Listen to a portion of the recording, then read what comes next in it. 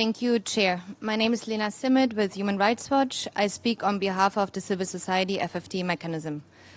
This is the first time in FfD history that civil society has been shut out of negotiations. We reject these modalities and call on you to preserve access to the room for civil society. While the Zero Draft mentions human rights as a cross-cutting issue, it fails to recognize the critical role of economic, social, and cultural rights and the right to development as guideposts to conduct the necessary economic transformation to deliver on development finance goals and a fairer global financial framework.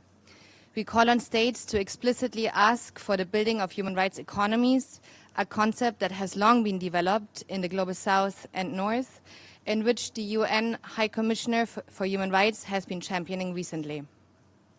Accordingly, FfD4 should ensure that public services are delivered in alignment with human rights standards, adequately regulating private actors where they may be involved, preventing the risks of privatization and commercialization that often reduce quality and accessibility.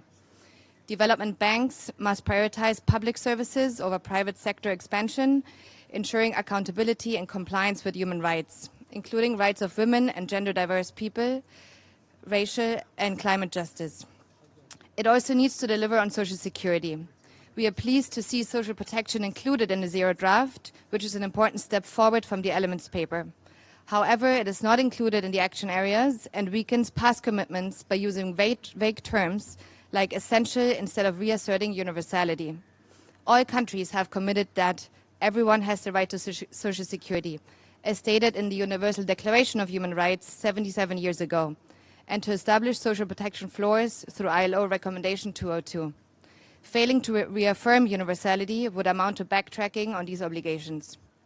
Additionally, FfD4 should acknowledge structural inequalities in international tax and debt negotiations. On debt, the current system results in a massive transfers of resources from the Global South to the Global North. This undermines human rights, including the right to development, as essential resources are diverted away from funding quality public services and social security, hindering compliance with the maximum available resources and extraterritorial obligations of states. Advocating for measures like the progressive taxation of corporations and of high net worth individuals, combating illicit financial flows, and holding international financial institutions accountable would strengthen the draft's human rights foundations. As we advance in the FfD process, we urge a strong commitment to human rights, substantive gender equality, universal rights-aligned public services and social security, backed by equitable, decolonial, anti-racist and sustainable financing